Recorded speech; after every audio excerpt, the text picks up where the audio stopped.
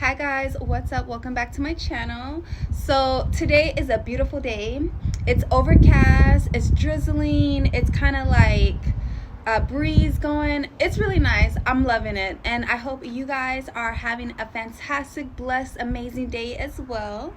So I just got home. I've been running errands all day, and I was driving. Okay, so you guys know I live in Phoenix, okay? And being in Phoenix, we it became legal to open a dispensary years ago. I would probably say like 15 years ago. So I'm driving around today and I'm just like, dang, there's so many dispensaries. Like literally a dispensary is like McDonald's. Like there's a dispensary on every corner, and I have been in them with friends, and man, they look like Macy's. It looks like so proper and so just, you want this, there's this. I was like, what, how are there so many types of this and that and da da da. And so it got me to thinking, back in the day when it became legal to open a dispensary, I was like, yes, business opportunity.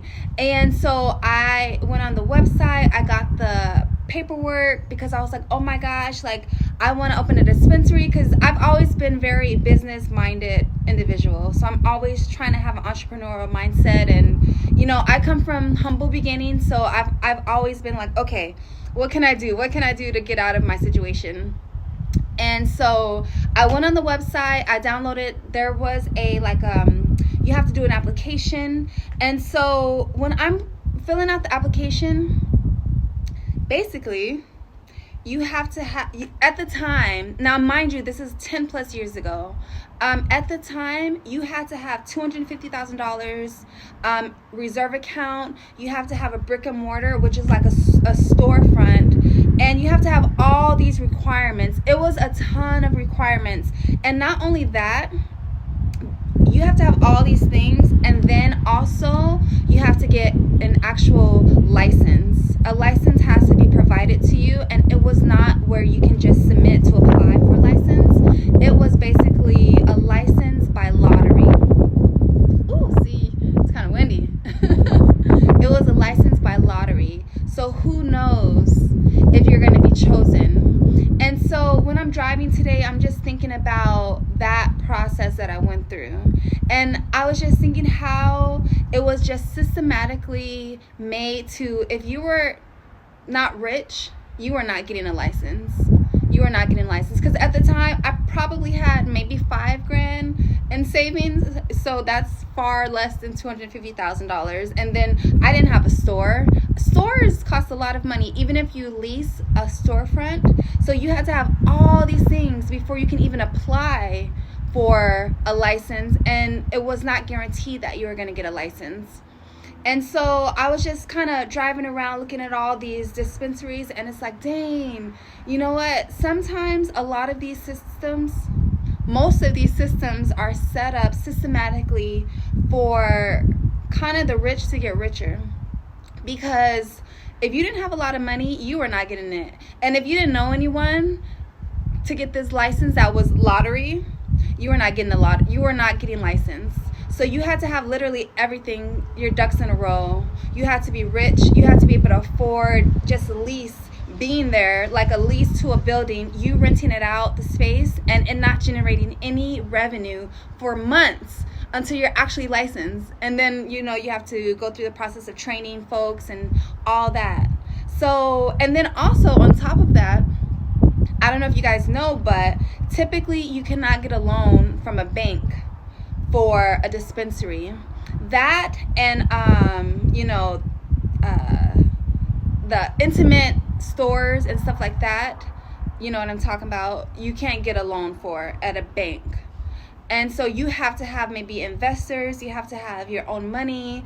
And so today I was just driving like, man, it was really set up for the rich to get richer. If you don't have a connection, if you don't know anyone, and of course I didn't know anyone, especially like, who am I going to go to? Like, hey, can you back up my $250,000 business? And that's just initially, that's like minimum. You still need money for employees to actually stock it. How are you going to provide the material, You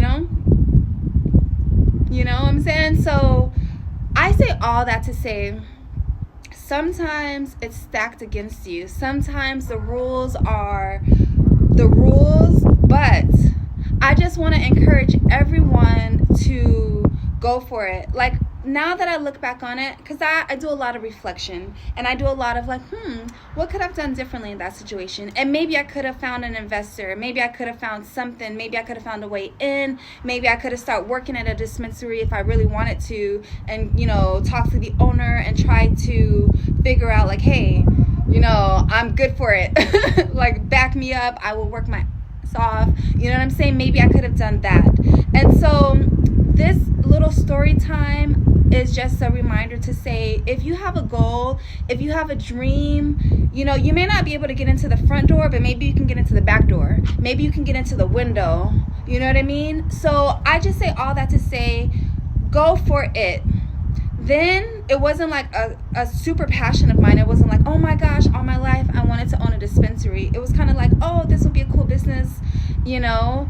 But if it was something where I was like, oh my gosh, all I wanted to do was have this, then I probably would have figured it out of what to do, how to do, work my butt off to try to figure it out. But I'm just saying today, as encouragement, if it's something that you desire, if it's something that you want, try to figure out a way to go about it. Sometimes it may be hard. Sometimes you may be like, I have no idea. Sleep on it. Pray about it. Manifest on it. Meditate on it. Just figure it out of what you can do to get closer to your dream. Whether that's working for someone for a little bit, you know, get the skills and the tools and the experience you need. Whether that's, you know, YouTube University. YouTube is an amazing source. I use YouTube for a lot of things. You know, I had to fix a light the other day, and I had to figure it out, like, and I Googled on YouTube, and it worked out. So you can use YouTube for a lot of things. Go to YouTube University. It's free. Or, you know, try to find a mentor, try to figure it out.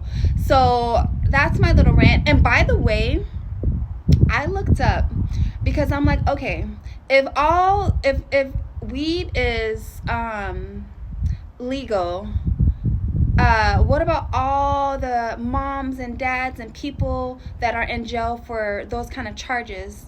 Did you guys know they were not immediately released?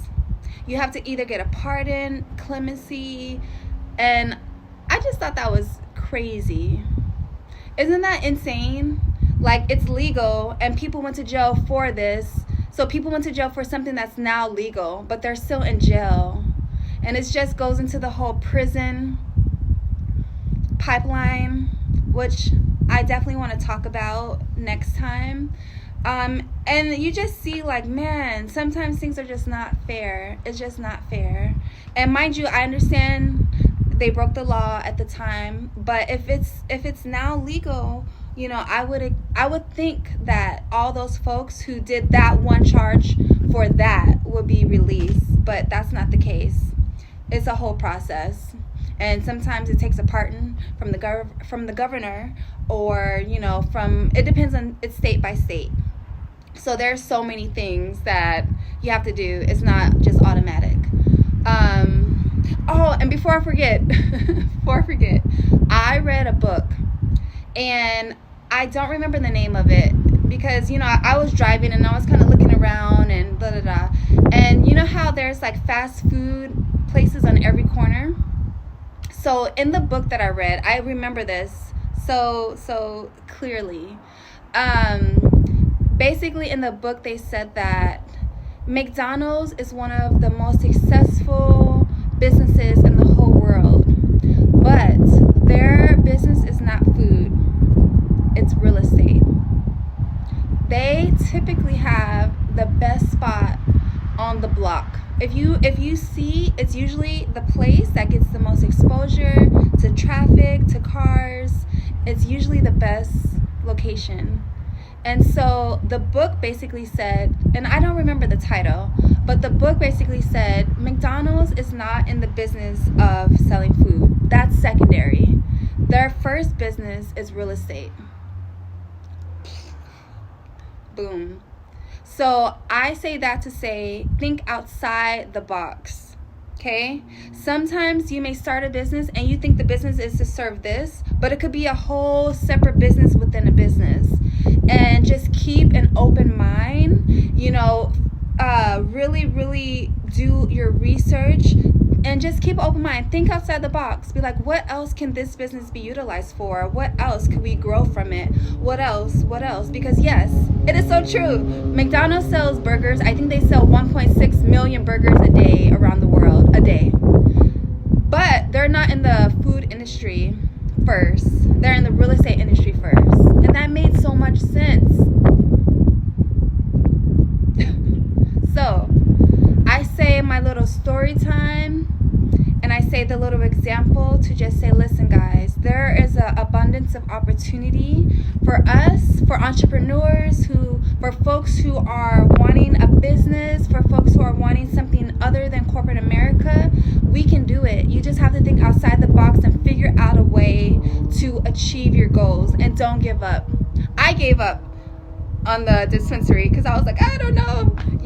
At that time, I didn't have the mindset that I have now.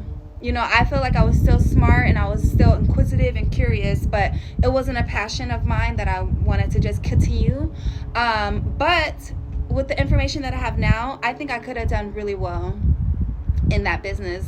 And mind you, I just saw a dispensary for sale. Guess how much they're selling it? $8 million. And the brick and mortar is not included. That's separate. So basically $8 million for a license.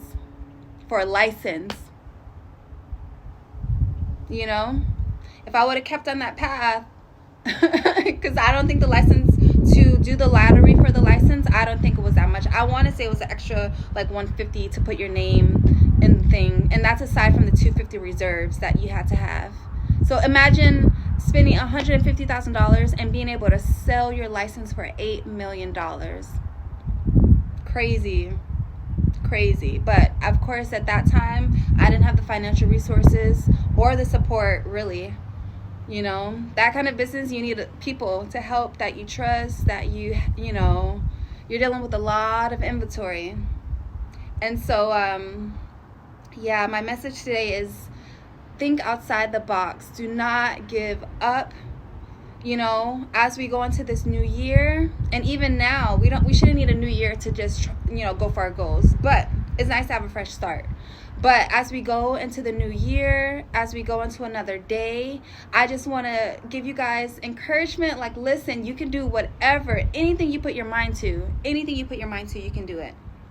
And I have faith in you, and you just have to have faith in yourself and faith in your ability, and just keep going. Do not stop. Okay? So I hope, that was a little encouragement if you are on the cusp of wanting to start something new. And that doesn't even have to be a business. It could be something else, something new, a new job, a new something, right? It could be anything. But if you're on the cusp of starting something new, please go for it. Take that chance, bet on yourself, and you can do it, and be brave. You and I are not in the big club. By the way, it's the same big club they used to beat you over the head with all day long, where they tell you what to believe. All day long, beating you over the head in their media, telling you what to believe, what to think, and what to buy. The table is tilted, folks. The game is rigged. And nobody seems to notice. Nobody seems to care. Good, honest, hard-working people, white collar, blue collar, doesn't matter what color shirt you have on.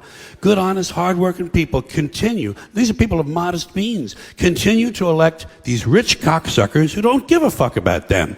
They don't give a fuck about you. They don't give a fuck about you. They don't care about you. Nobody seems to notice. Nobody seems to care. That's what the owners count on. The fact that Americans will probably remain willfully ignorant of the big red, white, and blue dick that's being jammed up their assholes every day. Because the owners of this country know the truth. It's called the American dream, because you have to be asleep to believe it.